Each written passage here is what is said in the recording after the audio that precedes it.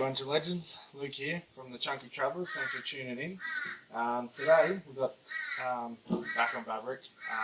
So we showed in the last video, we've got the tank, repainted it. So that the camera a little bit. Anyway, we've repainted it, cleaned it all out inside, got the sender out, gave it a bit of a clean up. What we're going to do today, because I finally got some parts in now, is unbox our KEMSO. So this is a KEMSO's fuel system. So it's a 700 to 800 horsepower capable fuel pump. And so these are only $60 on eBay. So you get a couple of different filters that you can use. This one sort of just relocate depending on where your pump sits and stuff. You got your flexible fuel hose, your wiring loom in here. Comes with a few hose clamps and a small piece of hose. So that's your that side of it, electrical side and plumbing. And this is your fuel pump. So I'll just get that open actually.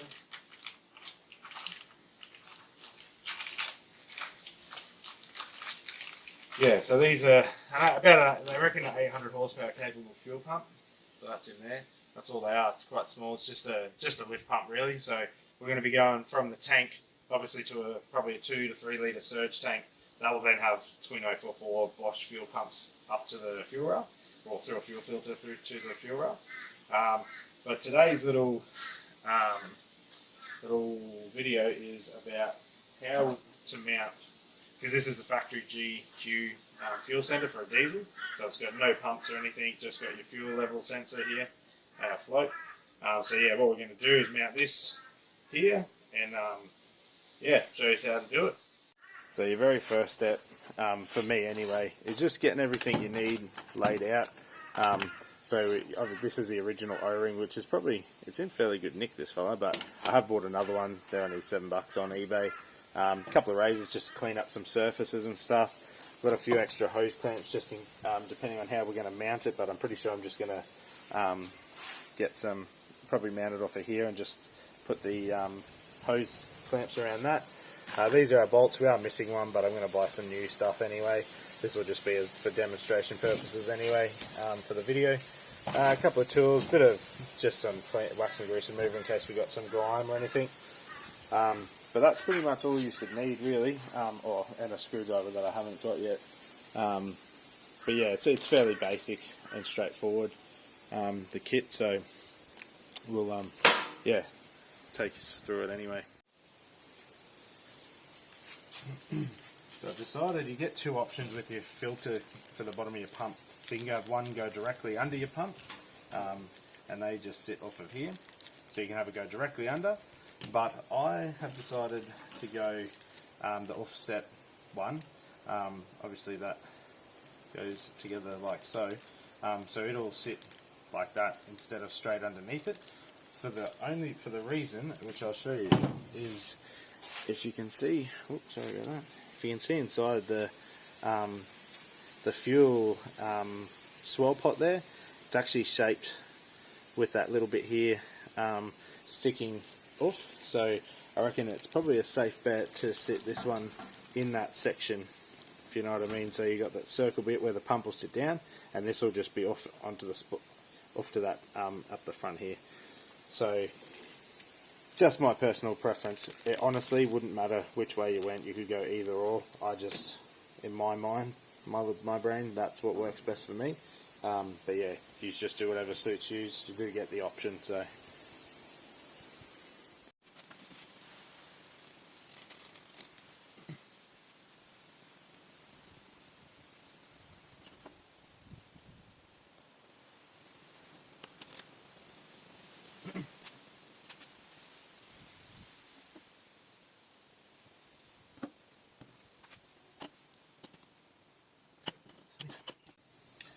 Just make sure you do get this little, completely forgot about it actually, but you get this little washer, and what it's designed to do is you get it out, be very careful.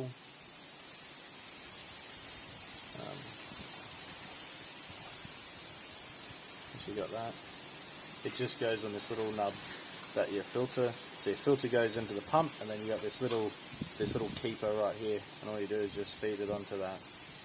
So we use 2 fingers, and it's just to help keep the filter on the pump. Might even get a little socket, maybe smaller than that one.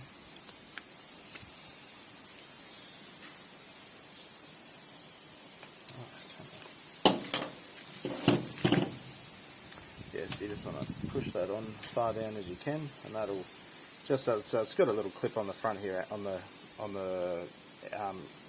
inlet side of it anyway. But this is just that little bit extra guarantee that it's not coming off. So that's it there. It's the filter on. We've got our inlet hose. Yeah. So what I've decided to do, I think, is I'm going to mount this just in line with the. Before I forget it, we put that back on. Mount it just in line with the original, where the original ones sit, that, just like so.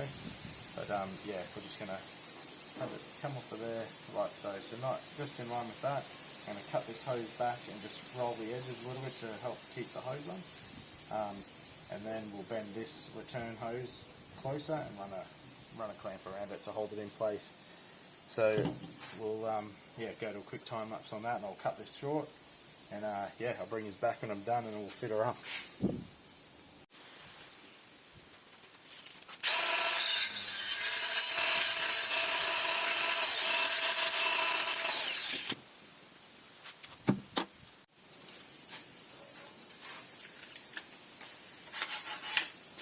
So we're doing here, just taking off these rough edges after we've trimmed it back. We've had a slight change of plan.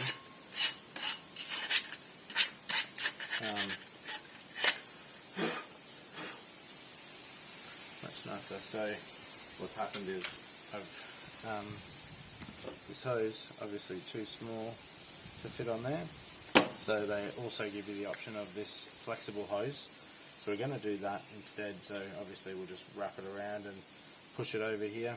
It's still going to be very tight, but I think I can get that one to work, so that's what we're going to do.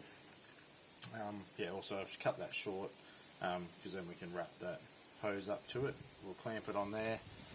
Should be, I don't think we'll have to sort of roll any edges out. Obviously clean out all your bits in there. I just use a screwdriver and just dig it out. But it should be fine, and yeah, keep pushing on.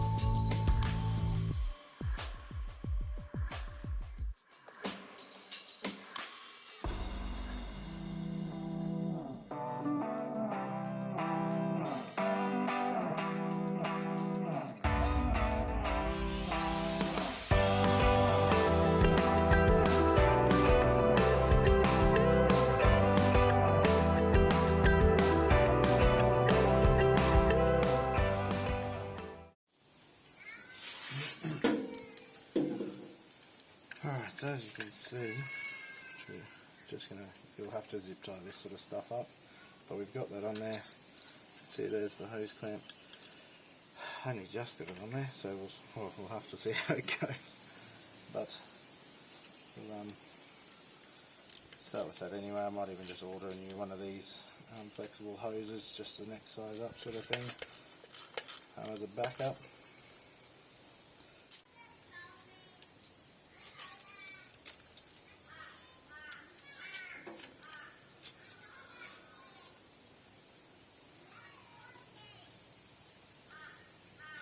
So a little extra support.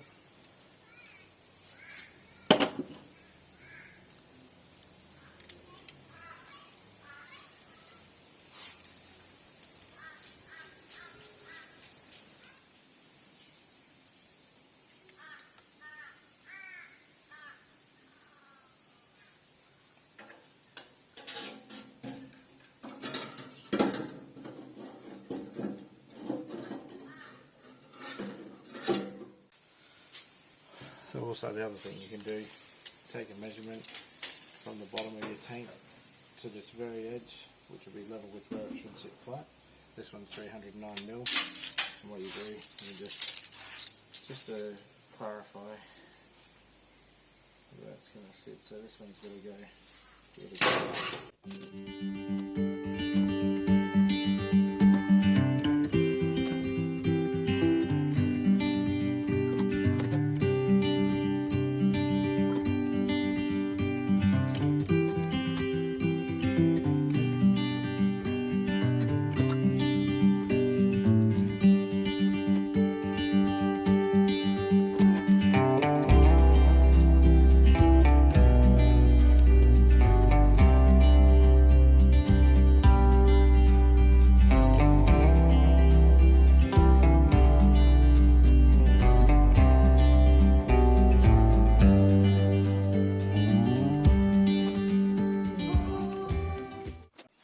Alright, so that's a KEMSO fuel pump.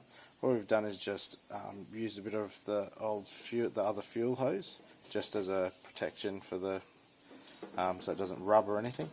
And then we've just hose clamped it straight to it. We used the flexible hose because this one just wouldn't fit over here.